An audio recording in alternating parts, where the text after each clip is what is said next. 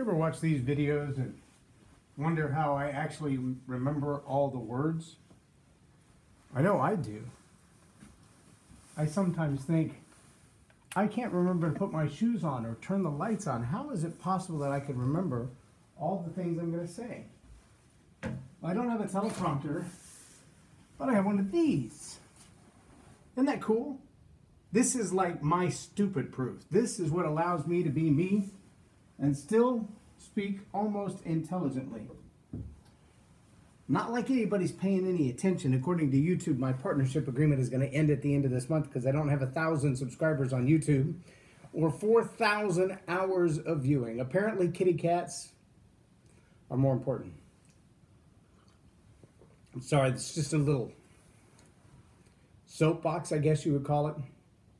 It bothers me how our society has become so numb to learning something that might be important to them, that they can be so easily distracted by football games or kitty cats chasing yarn.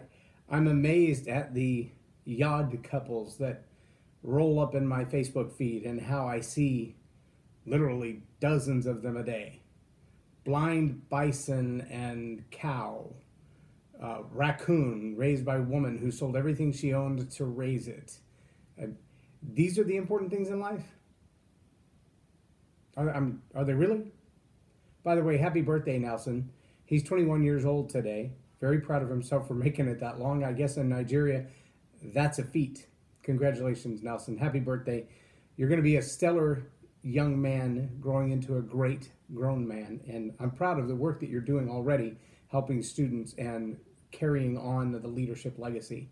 Very proud of that. Today, Learn to Roar, we want to talk about family. And family for me has been an interesting journey, mostly of learning.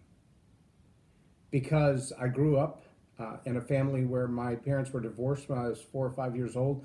My mother was then widowed when I was 9 and never remarried. So I was raised as the only son of a single mom all of my life. Discipline rules were different every day, it seemed. And for an example, I had my own keys to the house, my own keys to the car by the time I was 13. I really didn't have a curfew. If I did, I didn't follow it. There was discipline, but my ability to resist it or refuse it or ignore it was pretty high. So by the time I got to the Air Force, I was a leader with influence. A lot of people followed what I led, but it wasn't very good influence. And I had a lot of growing up to do in the Air Force. I learned that there were other families who had different lives than I did. There were a lot of people that I spent time with in Lubbock.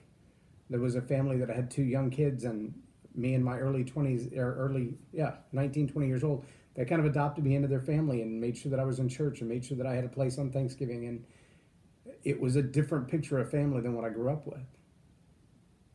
And then I got to England and I was involved in a family there where all the kids were pretty much my age. And that was a different look of family as well, but it was family. Then right after I got out of the Air Force, I started my own family. We now have 4 kids my baby is 19. We have 7 grandkids, ranging in age from 6 months old to 13, I think, is our oldest grandchild right now. And I've learned a lot about family from studying. I've learned a lot about family from stupid mistakes that I've made. I've learned a lot about family watching the right and wrong ways to do things. So today what I want to do is take the Learn to Roar leadership philosophy and overlay what I've learned about family. And this is stuff that's simple to say and simple to understand, but it's really hard to do, especially every day. We forget that relationships like marriage they really are designed to last. And this is not a lease agreement. It's not even a lease to own agreement where somewhere along the way you can decide, do I want to keep or not? It's intended to be, as they often say in the vows, till death do we part.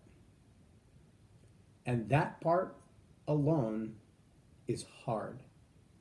Now throw into that the mix of owning or renting a home, and who's going to clean what parts, and raising children, and who's going to change diapers when, and keeping a job, and finishing your education, and buying a car, and the list just goes on and on and on of all the adult level responsibilities that come with growing up.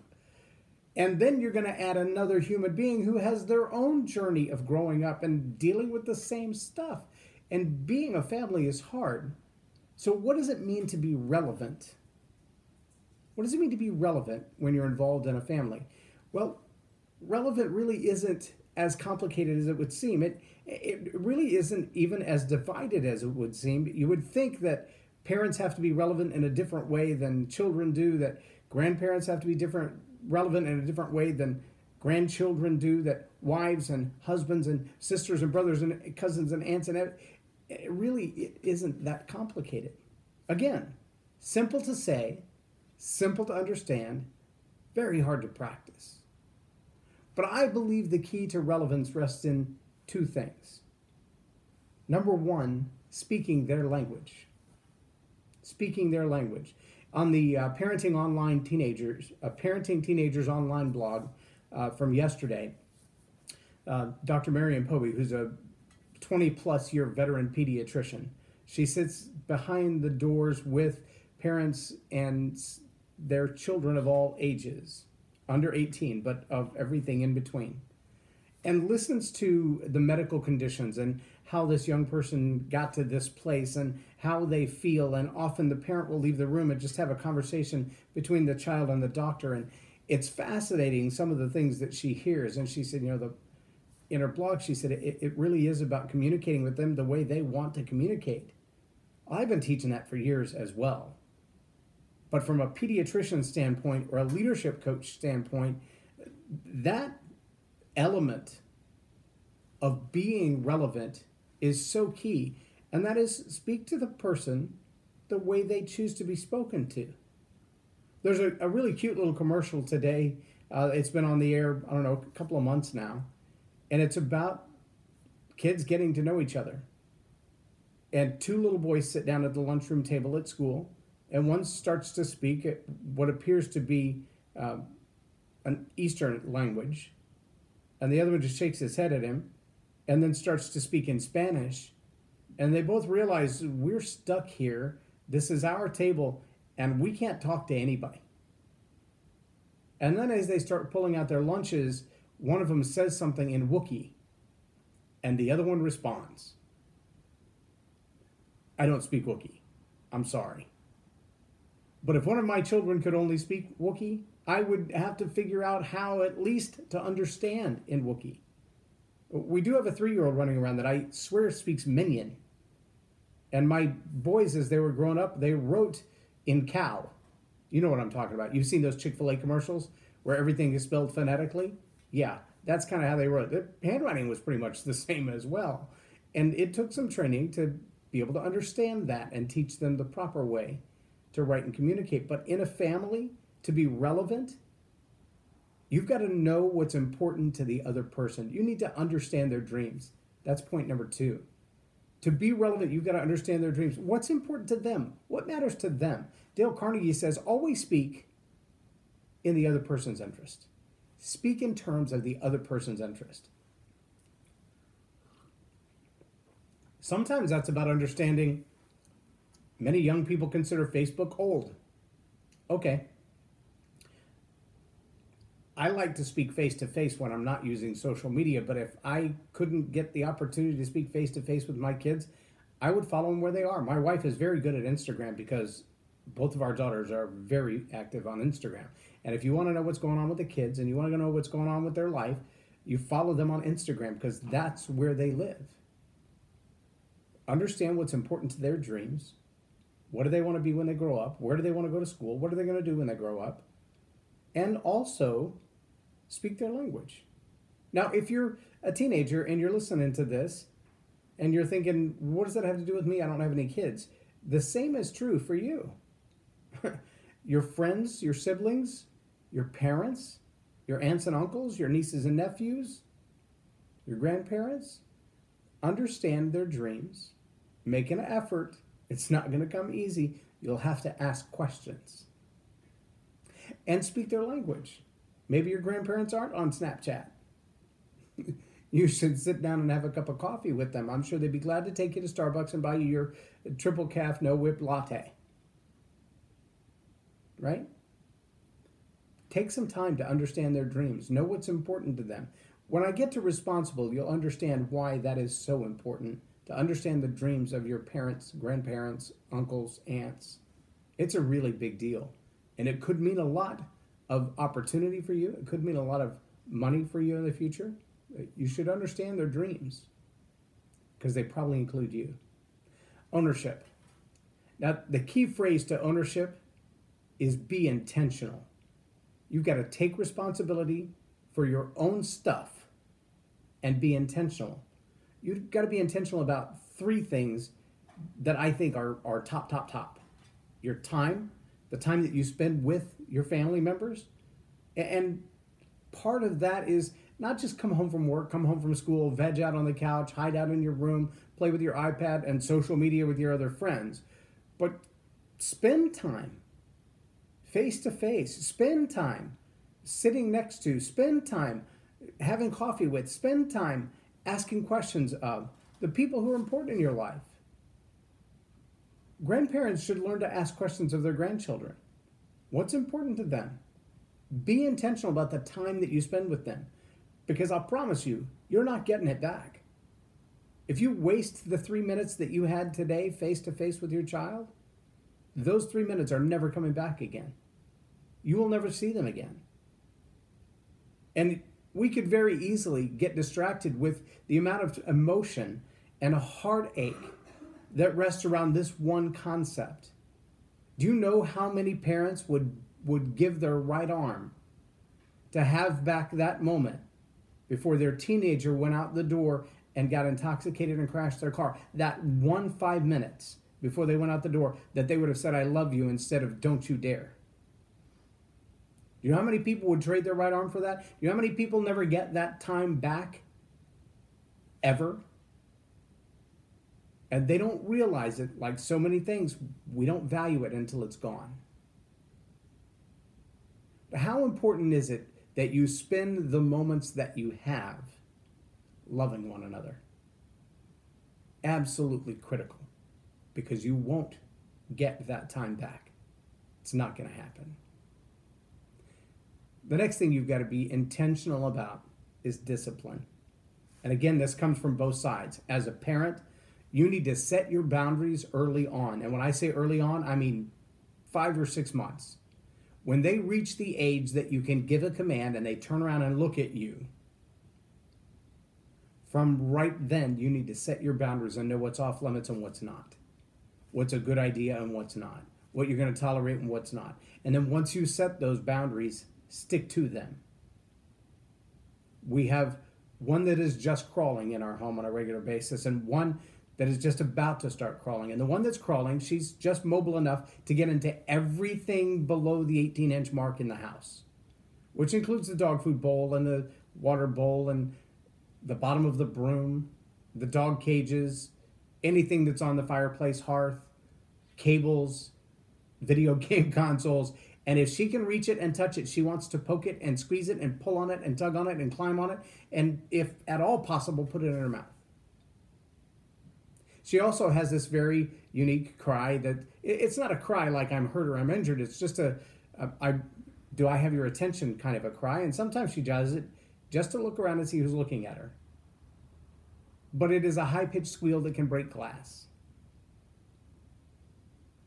And it seems sometimes logical to give her a full explanation for why you don't want her to do that. Don't touch the dog food. Stay away from the stuff on the fireplace. Stop picking up the candles. No, you can't taste that. But she doesn't care. She doesn't understand any of those commands. She understands her name. She understands when you speak sweetly to her. And she understands very clearly the word no. And when I say that word no, surrounded by nothing, nothing in front of it, nothing after it, she stops where she's at, she sits down, and she turns to the sound of my voice to make sure that I'm talking to her before she does what she's going to do. Now, in my experience with 4 kids and 7 grandkids, that's the time to learn the power and accuracy of the word no. Because when they're 12, if you're not clear on your yes and you're not clear on your no, bad things can happen. When they're 16, if they think maybe you waver on your yes or maybe you waver on your no, bad things happen. And it's part of the reason that sexual assault on college campuses is so high. Because yes and no have been a gray area for so many people's lives for so long that when they hear the word no, they don't really hear no. They hear a different form of yes. Maybe it's not no, but not now. You've heard those different manipulations. I'm going to tell you right now, be intentional about your time. You've got to take ownership of that in your family, in your life, whether you're a teenager or you're a grandparent. Take ownership and be responsible, be intentional about how you spend your time with one another, and be very, very intentional about your discipline. As parents, grandparents, aunts, and uncles who influence young people, be very intentional about your discipline. As a young person, be very intentional about how you discipline yourself. Take responsibility for all of those things, like your own health and your own wealth and your own success and your own dreams, because no one else is going to do those for you. You may have heard in the earlier lessons of Learn to Roar this really profound question. I mean, this is deeply profound. And if you'll get this, whether you're talking about health, wealth, finances, success, family, education goals, if you'll just get this question, it could change everything. Here's the question. Who pooped my pants? The answer is only you. Only you are responsible for the crap in your life. Yep, maybe you didn't put it there. Unlikely. Maybe you had no contribution to it, although it's unlikely. But you now have to deal with it. If you will understand that question, to be intentional about how you discipline yourself, you can change everything. Discipline your nutrition. Discipline your exercise habits. Discipline the way you spend your time. Discipline the way you spend your money. Discipline the way you love the people who are closest to you, because you won't get the time back. And once they're gone, they're gone. If you need to say I'm sorry or ask for forgiveness, do it now. It's like planting a tree. The best time was yesterday. The next best time is right now. Get it done. And finally, listening. And those of us who talk for a living, it's really hard sometimes to just listen. But as a coach, that's what I get paid for, to listen. To ask questions from time to time, but mostly to listen. To be able to use the information that comes from what's being said to ask even better questions and even more questions, to dig a little deeper to get to the right answer. Parents, you have the same skill set. Teenagers, social media is not the only thing to listen to. Video games with your headphones on at the full volume, not the only thing to listen to. Listen for the sound of your parents when they're struggling. You may not need to intercede and change things, but you need to understand what the dynamics are. You're not responsible for keeping their relationship together, but if there's any contribution that you can make, whether it's praying for them or buying books for them or just saying I'm sorry, you've got to listen to do any of those things and be relevant. Next is authority. And I'm going to tell you something about authority that a lot of parents have a hard time with. Authority is best exercised by giving it away. When you empower and equip your teenagers to do good things, when you've taught them from the very beginning the meaning of discipline, yes is clear and no is clear. Let your yes be yes and your no be no, and no distinction blurred between them. Be very clear about those things, and you will see that the authority that you exercise because of your experience, the things that you've learned in life, will be more readily passed down to them if you understand their dreams, if you speak their language, if you're intentional about the time that you spend with them. See, all of these things are building your authority in their life. Your authority is chipped away or erased altogether when you don't intentionally speak their language, when you don't intentionally understand their dreams, when you don't intentionally exercise discipline, when you don't intentionally listen to what's going on in the world. There are so many parents who just have a dictatorial mindset that you will do what I say to do because I'm the parent and that's it.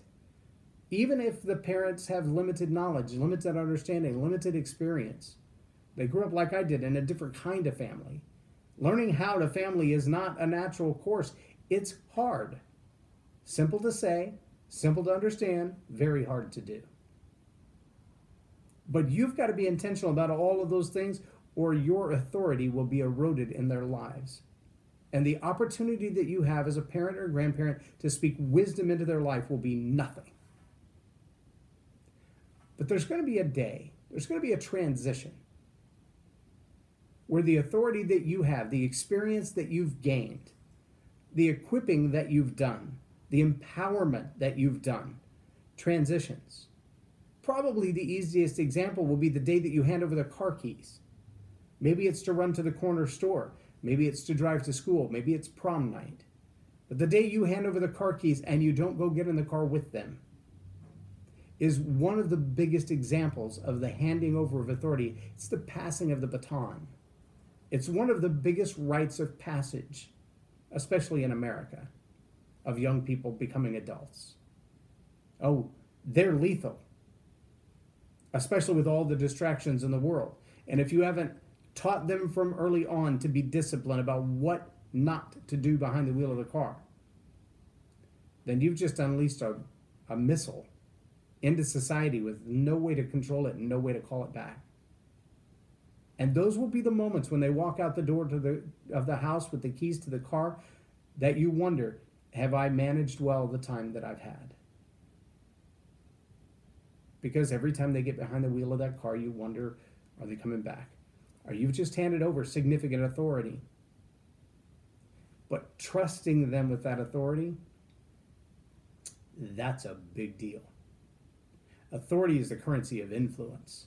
And if you want to continue to have influence in their life, you have to continue to equip them, to empower them, to trust them to do what you've trained them to do.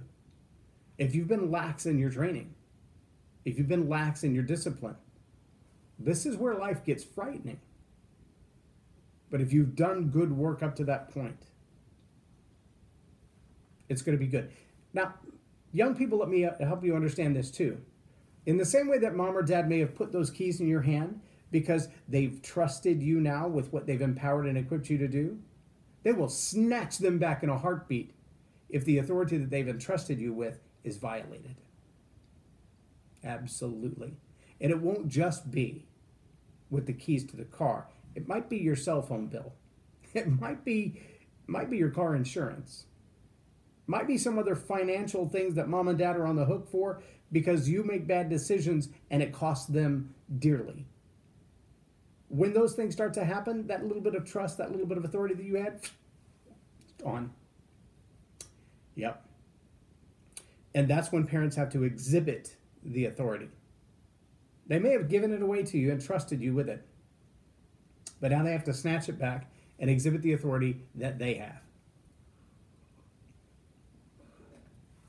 It's a pretty powerful thing.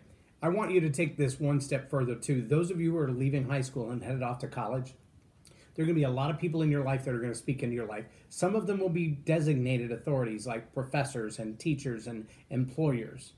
Some of them are going to be assumed authorities, people that are a little older than you, who've had a little more experience in life than you, maybe even just a peer who's had different exposure than you.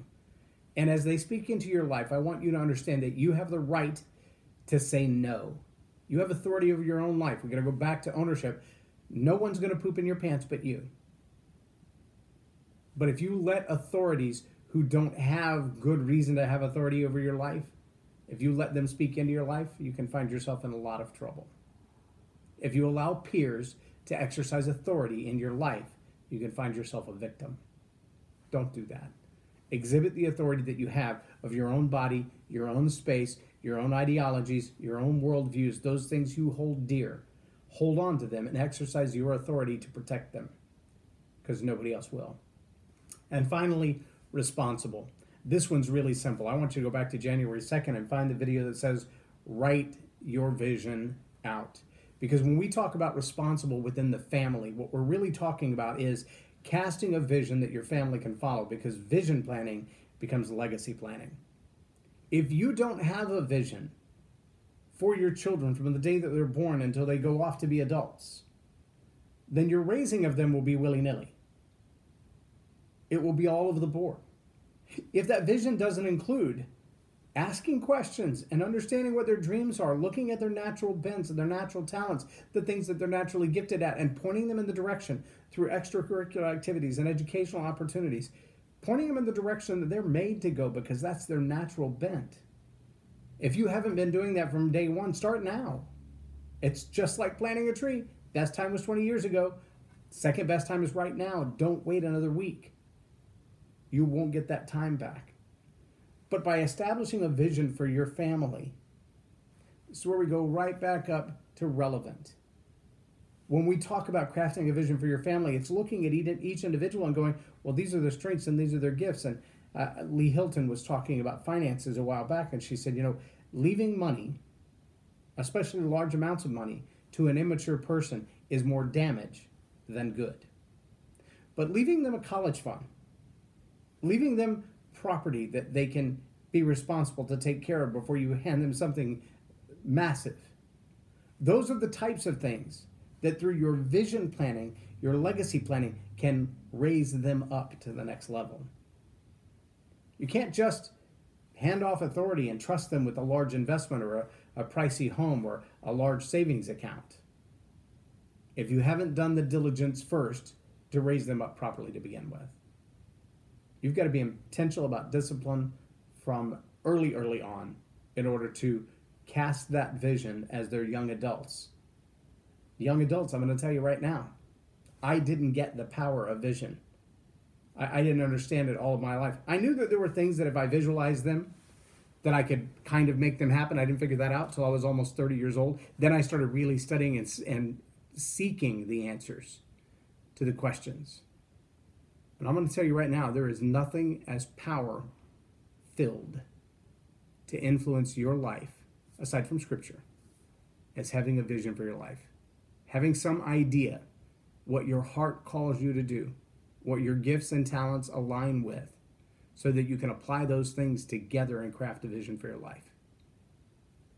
There is a training program that I do called the Insuperable Vision Workshop. It's probably the most in-demand program that I do next to Learn to Roar. And that training program is a 2-hour workshop. It's about how to craft a vision for your life so that when obstacles come, you charge right through them instead of being cowered down by resistance. Parents and grandparents, help your kids and your grandkids develop a vision for their life, because that vision planning is legacy planning. If you don't know what their bents are, you may give them the farm when they're made to be ballerinas. Think about that for a moment. Bob Ham can tell you about the parable of the acrobat. Pretty powerful stuff. Well, I hope today has been an investment in you. More than bunnies and kitty cats and odd animal couple relationships. Goodness. The things I have to compete against. I am J Loren Norris, and you've been watching Tell It Like It Is TV. And if you're so inclined, please share this video with other people. Hit the like button and go over to YouTube and subscribe, because if I don't have 1,000 subscribers in the next 30 days, I won't be on YouTube anymore. Not my call, theirs. That's the way it works. Got to play the kitty cat game, I guess. Maybe I need to get some cats. That's what I'll do. Next video, I'll have 15 cats crawling around on my head as I do the video. Then maybe we'll get some attention. No, I don't want the fur. God bless. Have a great day.